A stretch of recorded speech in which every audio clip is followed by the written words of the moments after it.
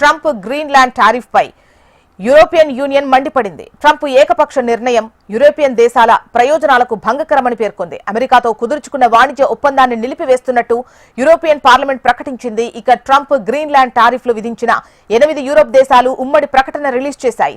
Trump బెదిరింపులు విపరీత పరిణామాలకు దారితీసే ప్రమాదం ఉందని హెచ్చరించాయి.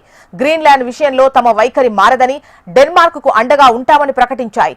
గ్రీన్లాండ్ ను అమెరికా అధీనంలోకి తెచ్చుకునే ప్రతిపాదనలను వ్యతిరేకిస్తున్న Denmark, France, Germany, UK, Norway, Sweden, Finland, Netherland దేశాలపై అదనపు సుంకాలను ట్రంప్ ప్రకటించారు. జూన్ నుంచి ఈ అదనపు సుంకాలను 25% పెంచుతామని, గ్రీన్లాండ్ అమెరికా అధీనంలోకి వచ్చే వరకు సుంకాలు కొనసాగిస్తామని ట్రంప్ పేర్కొన్నారు. ఈ క్రమంలో అమెరికాతో కుదుర్చుకున్న వాణిజ్య ఒప్పందాన్ని నిలిపివేస్తున్నట్టు యూరోపియన్ పార్లమెంట్ ప్రకటించింది. నిజానికి గత ఏడాది జులైలోనే ఈ వాణిజ్య ఒప్పందం కుదిరింది. దాని ప్రకారం అమెరికా తమ దేశానికి దిగుమతి అయ్యే యూరోపియన్ వస్తువులపై 15% సుంకాలు వసూలు చేసింది. EU దేశాలు అమెరికా ఉత్పత్తులపై ఎలాంటి సుంకాలు విధించవు. దీనిని యూరోపియన్ పార్లమెంట్ ఆమోదించాల్సి ఉంది.